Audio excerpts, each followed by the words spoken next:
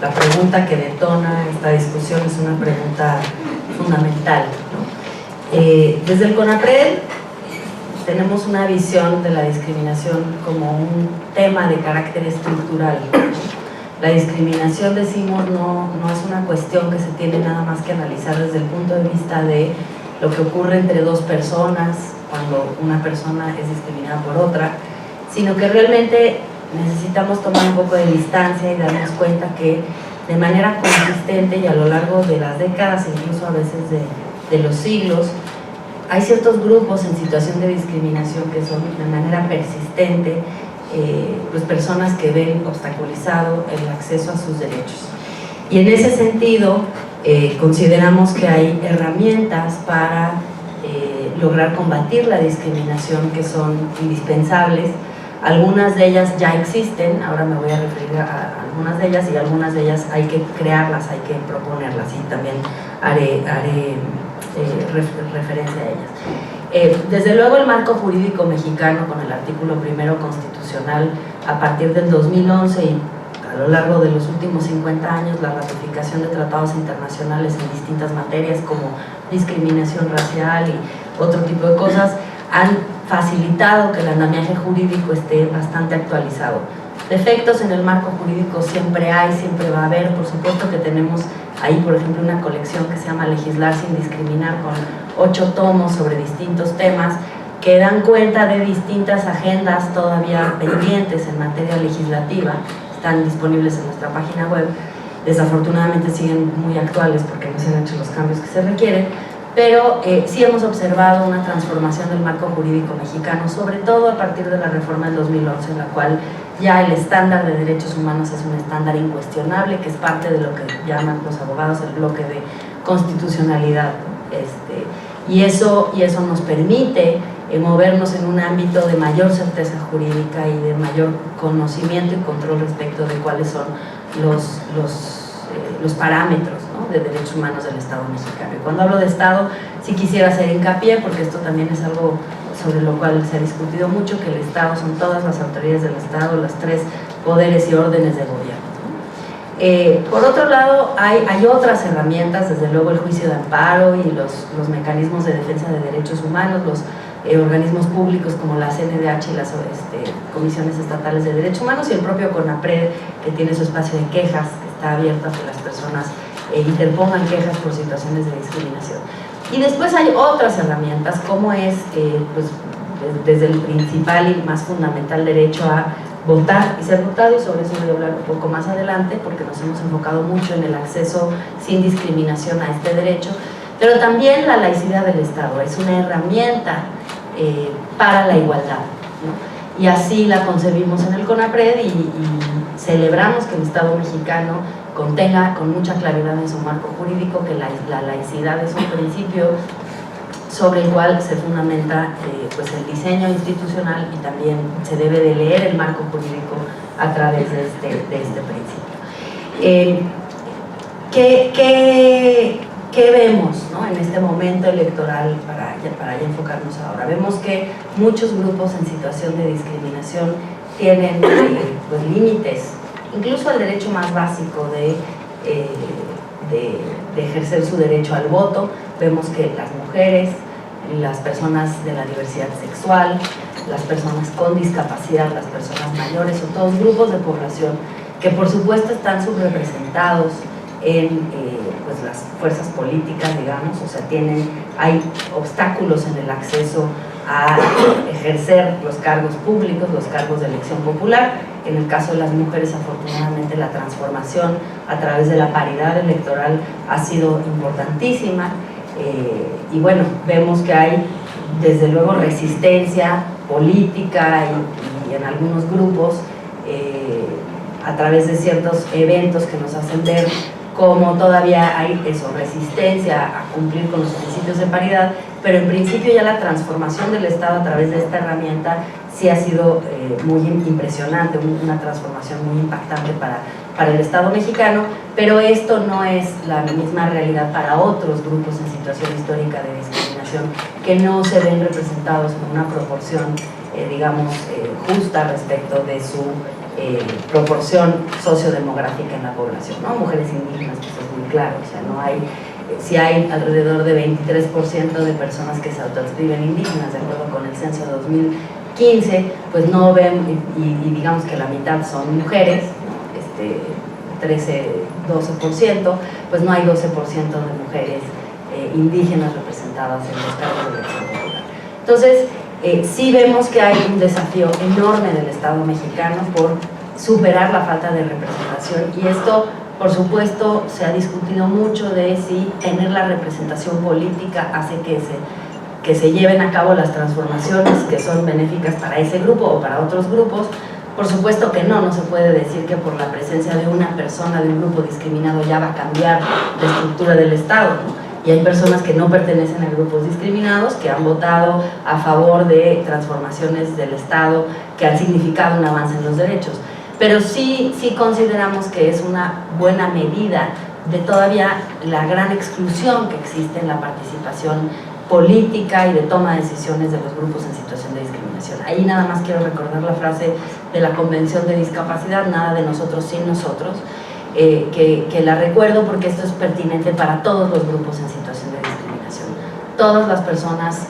siendo ciudadanas de pleno derecho, tendrían que tener el derecho de participar en la toma de decisiones, no nada más a través de mecanismos de participación política, sino también de participación social, pero esto no lo vemos reflejado en la toma de decisiones como en este momento se llevan a cabo, ¿no? Por otra parte, vemos también que hay incluso obstáculos para el ejercicio de los derechos políticos en términos incluso de la jornada electoral, ¿no? Lo que hemos observado en CONAPRED y trabajado mucho con el INE es, por ejemplo, el tema de la accesibilidad a las casillas, ¿no?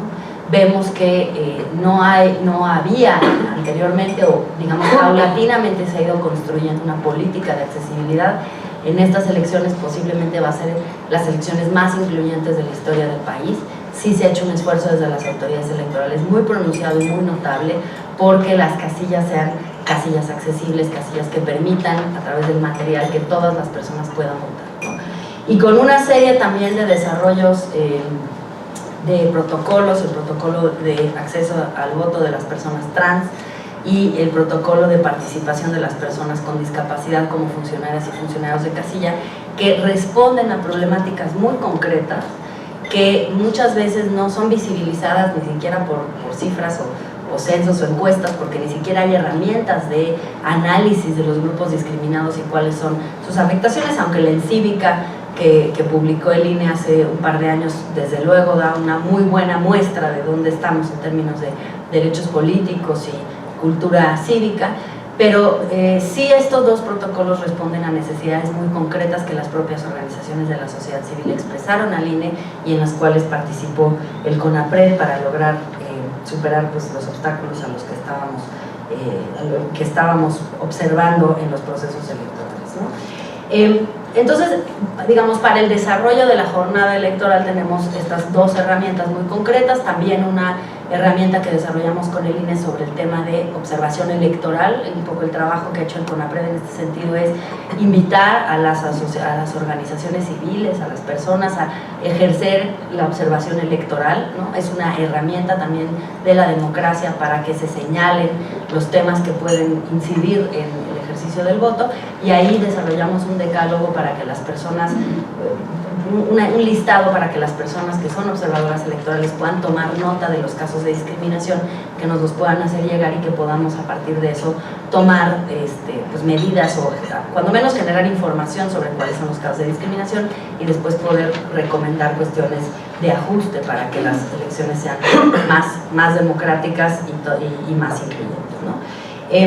Quisiera centrarme, bueno, tenemos otra herramienta que es una participación que tenemos con Voto Informado, es una plataforma web que está disponible en internet, en la página web de la UNAM. La Facultad de Ciencias Políticas lleva muchos años, ya varios periodos electorales haciendo este ejercicio, y es un grupo de profesores y estudiantes de muchas universidades del país que le hacen a las candidatas y candidatos, no a los 3.400, pero muchos de las candidaturas que están en este momento en contienda, una serie de preguntas. Y la verdad es que trabajamos muy bien con ellos a lo largo del último año. en incorporar a las preguntas que se hacen, preguntas específicas sobre discriminación, y ahí particularmente, por ejemplo, preguntamos temas relevantes para el Estado laico y la diversidad religiosa, por ejemplo, percepciones de candidatos en torno al respeto a los derechos de las personas no católicas y las propias experiencias que se han vivido por discriminación por religión. Entonces, eso nos ayuda mucho a tener ahí información de cuáles son los posicionamientos de los candidatos y las candidatas sobre estos temas, que están, insisto, es información pública, está disponible en internet, y al final también de la contienda, el Voto Informado está haciendo un seguimiento de las conversaciones en redes sociales para detectar lenguaje discriminatorio que se utiliza un poco en esta contienda, y poder hacer conjuntamente un reporte de qué fue lo que se dijo sobre grupos en situación de discriminación y cómo se utilizaron o no esos conceptos para la contienda, ¿no? Para bien y para mal, porque desde luego muchas veces se utiliza la pertenencia a un grupo en situación de discriminación como una herramienta para denostar al contrincante, por ejemplo, ¿no? Tenemos, simplemente para que tengan conocimiento, 4 tomos de una guía de acción pública, elecciones sin discriminación. El primer tomo ya está disponible en la página web de CONAPRED y del INE, los siguientes tomos estarán publicándose en las próximas semanas, pero todas estas son herramientas para un poco pues, que desarrollan estas ideas iniciales que les he dado. Después tenemos de parte de CONAPRED 2 instrumentos muy concretos que pusimos a la disposición de las candidatas y los candidatos. El primero es las propuestas para una comunicación incluyente, ¿no? Y en este sentido, simplemente recordar a los candidatos y a quienes elaboran los materiales, digamos, de campaña, que justamente pues, no se deben de utilizar prejuicios y estereotipos para denostar al contrincante, que la utilización de grupos en situación de discriminación con este propósito puede resultar discriminatoria, y que además no nada más hay un problema de utilizar los prejuicios para alimentar el discurso discriminatorio, sino también la falta de representación de grupos discriminados es un problema, ¿no? O sea, notamos con mucha claridad que pues no nada más en las contiendas, también en la publicidad en general en México, hay una falta de representación de la diversidad que hace que nos quedemos con la idea de un país, pues un país, digamos, no diverso en términos sociodemográficos y de pertenencia a grupos, y eso también hace daño, ¿no? Y ya de manera más sustantiva, la Asamblea Consultiva de CONAPRED y nosotros mismos trabajamos sobre un decálogo de no discriminación que invitamos a los partidos a revisar, porque pensamos que es la agenda mínima. No quiero que piensen con esto que es todo lo que pensamos que hay que hacer, porque hay muchísimo más que hacer y lo tenemos bien distribuido en muchos documentos, pero sí pensamos que necesitábamos tener un decálogo muy sucinto en una sola página de cuáles son los grandes pendientes. Y ahí, con toda claridad, pues el primer gran pendiente es generar información que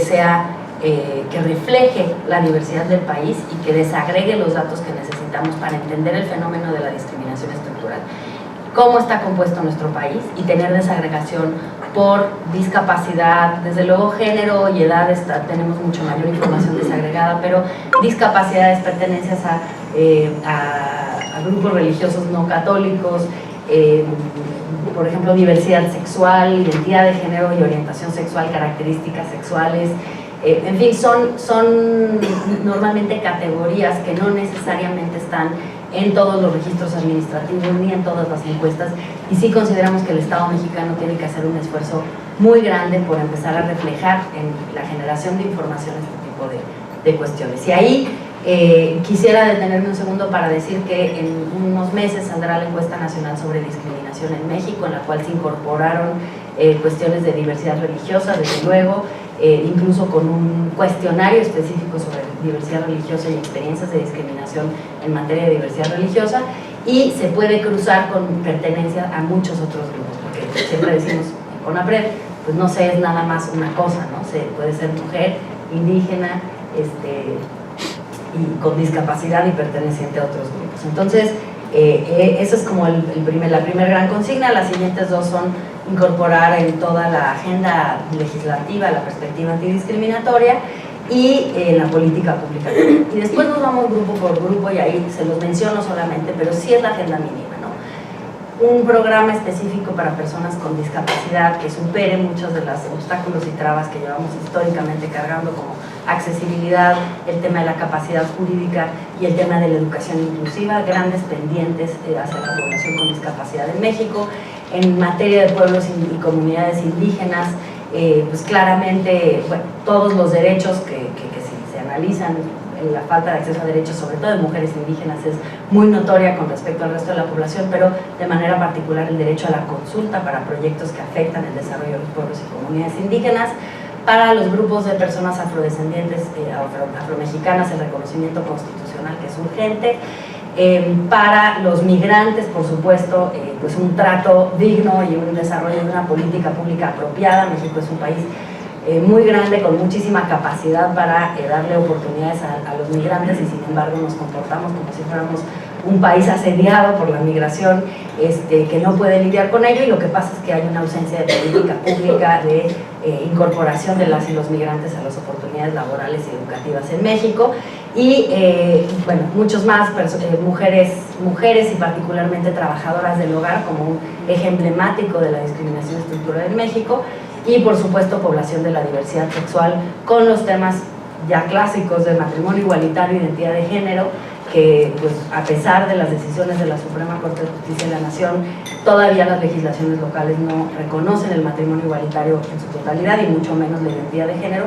pero también, por ejemplo, la falta de tipificación de crímenes de odio. Y en este tema, quizás simplemente decir que no tenemos información sobre crímenes de odio de ningún tipo en México. O sea, realmente no sabemos cuántos crímenes de odio hay por pertenencia religiosa, por